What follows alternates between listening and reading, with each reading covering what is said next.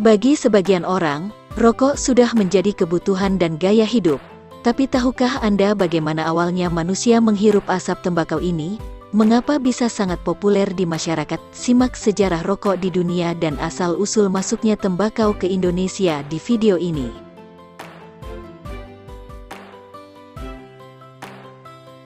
Bagi sebagian orang, rokok atau sigaret merupakan salah satu gaya hidup yang tak dapat dipisahkan. Di Indonesia sendiri, rokok bukan hanya menjadi gaya hidup, tapi juga memiliki nilai sejarah dan budaya. Oleh karena itu, sigaret merupakan hal yang sangat lazim ditemukan di Indonesia, mulai dari toko kelontong, pedagang asongan, pasar, hingga supermarket besar, semua menyediakan produk olahan tembakau tersebut. Tidak hanya itu, harga rokok di Indonesia juga lebih murah dibanding negara-negara seperti Australia, Singapura, Jepang, atau Korea Selatan. Menurut data World Bank tahun 2016, Indonesia menjadi salah satu negara dengan jumlah perokok aktif dewasa terbanyak di dunia. Di antara para perokok dewasa tersebut, sebagian besarnya merupakan laki-laki. Mengapa rokok bisa sangat populer dikonsumsi masyarakat? Siapa penemunya? Bagaimana asal-usul dan sejarah rokok bisa masuk di Indonesia? Simak video ini untuk mencari tahu info selengkapnya. Semoga dengan menonton video ini wawasan Anda tentang dunia tembakau ini bisa berkembang. Orang-orang di daerah Mesoamerika sejak 5000 sebelum Masehi. Masyarakat setempat pada saat itu mengonsumsi tembakau dengan cara dibakar atau dikunyah. Diperkirakan suku Maya mengonsumsi daun Nicotina tabacum untuk ritual dan pemujaan roh. Dugaan tersebut didasari oleh penemuan hieroglif yang menggambarkan seorang dukun Maya yang sedang merokok. Ditambah lagi pada 2012, seorang arkeolog dari Universitas Albany menemukan sebuah guci peninggalan suku Maya dari 1300 tahun yang lalu. Dalam guci tersebut, terdapat ukiran huruf yang kemungkinan berarti wadah tembakau. Setelah diteliti, ternyata guci tersebut memiliki alkaloid dengan banyak jejak-jejak nikotin. Di bagian lain, seperti Kepulauan Bahama atau Teluk Meksiko, suku Indian sudah memiliki kebiasaan merokok saat Columbus pertama kali datang. Daun tembakau biasa digulung rapat atau dimasukkan pipa sebelum dibakar. Biasanya, merokok dilakukan saat hari perayaan atau menyambut tamu. Dalam kebudayaan suku Aztec, tembakau lazim dikonsumsi oleh masyarakat kelas atas. Daun tanaman ini biasanya dijadikan campuran untuk obat dan penghilang rasa sakit. Untuk penggunaan sebagai obat, daun ini tidak dibakar melainkan ditumbuk bersama bahan lainnya lalu dioles. Pada tahun 1492, Christopher Columbus tiba di sebuah pulau yang kini dikenal dengan San Salvador. Saat itu ia disambut hangat oleh penduduk asli Amerika. Ia dan awaknya kemudian diberikan hadiah beberapa dedaunan tembakau kering. Bingung dengan hadiah yang mereka dapatkan, Columbus dan rombongannya pun membuang daun itu karena tidak bisa dimakan. Setelah melakukan penjelajahan lebih jauh, mereka menemukan penduduk asli Amerika yang sedang membakar dan menghirup asap daun tembakau. Setelah mengetahui hal tersebut, rombongan Columbus pun kemudian membawa daun itu pulang. Mereka lalu memperkenalkan tembakau sebagai komoditas dagang. Tanpa disangka, daun tembakau tersebut ternyata cukup laku, terutama di kota-kota pelabuhan di Spanyol dan Portugis. Berkat banyaknya pelaut yang melakukan perjalanan ke Amerika, peredaran daun tembakau pun makin besar di Eropa. Para pelaut percaya bahwa kandungan zat dalam rokok bermanfaat untuk meredakan pilek dan radang tenggorokan. Kemudian pada 1556, tanaman tembakau mulai dikembangkan di Eropa. Negara Eropa yang pertama kali mengembangkannya yaitu Prancis, kemudian disusul Portugal, Spanyol, dan Inggris. Pada 1571, tembakau tersebar di sebagian besar Eropa. Tapi pada 1600-an disahkan hukum yang membatasi perkebunan dan penjualan daun ini. Oleh sebab itu, beberapa negara membawa dan mencoba memperluas perkebunan di tanah-tanah jajahan mereka. Amerika, Asia, dan Afrika menjadi tempat tujuan perluasan lahan. Sementara di negara-negara Timur Tengah, tembakau menyebar lewat perdagangan. Sejarah berkembangnya industri rokok di Indonesia tidak lepas dari peran VOC yang melakukan perluasan lahan. bahkan saking meningkatnya permintaan, pada 1840 Gubernur Van den Bosch memberlakukan tanam paksa tembakau.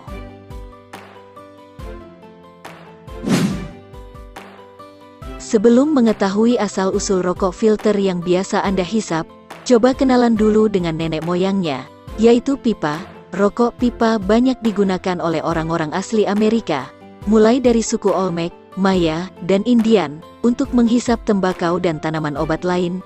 Bentuk pipa yang digunakan oleh masyarakat Mesoamerika beragam tergantung kebudayaannya, tapi yang paling mirip dengan pipa orang-orang Eropa adalah kalumet milik suku Indian. Para pelaut yang melihat hal tersebut kemudian terinspirasi. Mereka lalu membuat sebuah pipa dari tanah liat. Tidak hanya berbeda bahan, orang-orang Eropa kemudian mengubah bentuknya agar lebih kecil agar lebih mudah dibawa. Seiring berjalannya waktu, pipa pun semakin marak digunakan oleh masyarakat Eropa, terutama kalangan kelas atas. Bahan pembuatan alat tersebut juga semakin beragam, dari batu alabaster, pipeston merah, hingga kayu oak. Tidak hanya di Eropa saja, di beberapa tempat di dunia, pipa juga dikenal dengan bentuk dan nama berbeda. Misalnya midwah dari Arab, butchcoquin dari Prancis, kiseru dari Jepang, dan masih banyak lagi. Campuran yang digunakan dengan tembakau juga berbeda-beda, mulai dari opium, ganja, hingga tanaman obat. Penggunaan rokok linting di Eropa mulai meningkat pada tahun 1850-an setelah meletusnya Perang Crimea.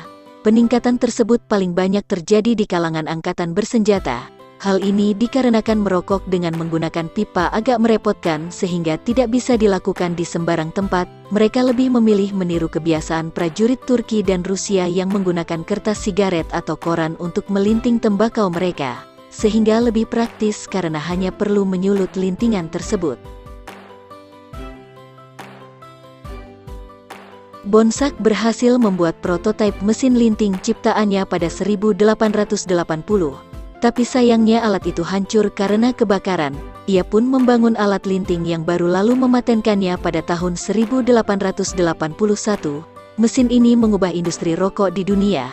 Harga yang mahal karena kelangkaan barang perlahan-lahan menurun.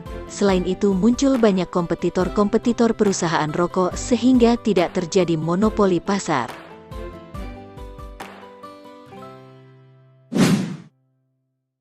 Di antara jenis-jenis lain, rokok putih filter merupakan jenis yang paling banyak dijual di pasaran. Sigaret jenis ini dianggap lebih sehat jika dibanding sigaret yang tidak menggunakan filter karena memiliki kadar tar yang lebih rendah. Tapi tahukah Anda asal-usul filter rokok yang sebenarnya? Ternyata, filter pada rokok pertama kali dibuat dengan tujuan agar serpihan tembakau tidak masuk ke mulut saat dihisap. Pada 1925, Boris Aivas, seorang penemu asal Hungaria, menciptakan filter rokok pertama kali dari kertas krep. Filter jenis ini lama-kelamaan ditinggalkan karena tidak begitu efektif.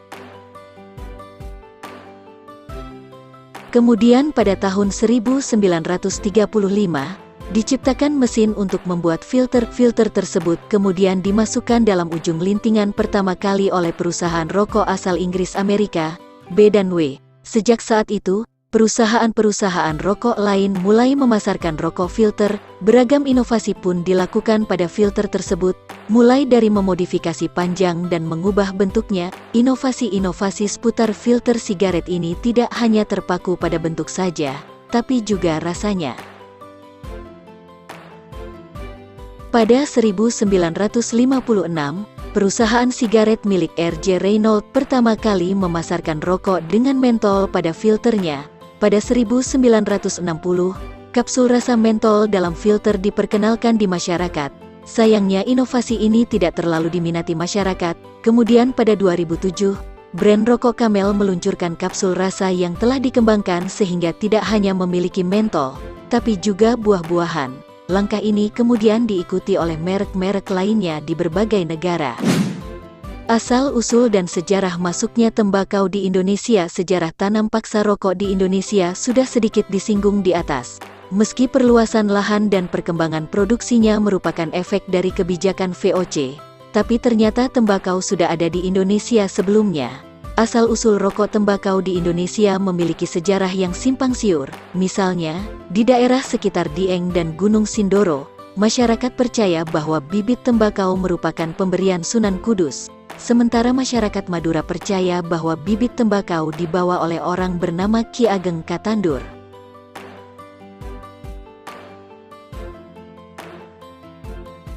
Belum ada yang bisa menjelaskan dengan tepat sejarah masuknya bahan baku rokok ini di Indonesia. Namun dari relief yang ada di Candi Borobudur, masyarakat Indonesia diperkirakan telah mengenal tembakau sejak abad ke-8. Pada relief tersebut, digambarkan masyarakat yang memiliki kebiasaan nginang atau mengunyah tembakau, sementara konsumsi tembakau dengan dibakar diperkirakan sudah ada di Indonesia di akhir 1500-an. Hal tersebut merujuk pada sajak dalam Babat Tanah Jawi yang menceritakan kebiasaan merokok Panembahan Senopati atau Sultan Agung Kerajaan Mataram Islam. Menurut sejarah, tembakau ditanam secara sporadis pada permulaan tahun 1600, penanaman bahan baku dan produksi rokok secara luas kemudian dilakukan VOC di Indonesia pada tahun 1820.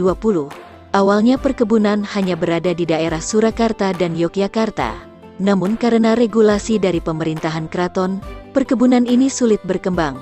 VOC pun membuka lahan di daerah-daerah lain dengan memberlakukan tanam paksa pada 1840 di bawah perintah Gubernur Jenderal Van den Bosch.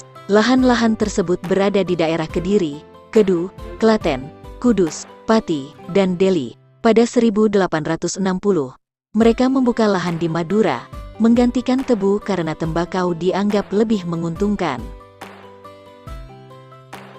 Perkembangan kebun tembakau seakan tidak berhenti.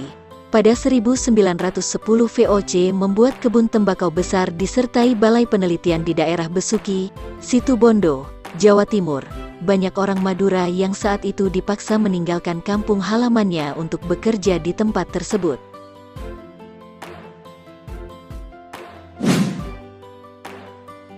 Rokok kretek merupakan produk olahan tembakau yang dicampur dengan cengkih. Nama kretek sendiri diambil dari suara yang dihasilkan saat cengkih terbakar. Di Indonesia, rokok kretek filter merupakan produk yang paling banyak dijual. Kira-kira bagaimana sejarah dan asal-usulnya? Ada dua versi sejarah munculnya rokok kretek di Indonesia. Versi pertama mengatakan bahwa kretek merupakan hasil dari eksperimen yang dilakukan Haji Jamhari, seorang warga asli Kudus yang hidup pada abad 19. Konon, beliau kerap merasakan sakit di bagian dadanya. Untuk mengatasi itu, ia pun mengoleskan minyak cengkih. Ia lalu memiliki ide untuk mencampurkan cengkih ke dalam rokoknya.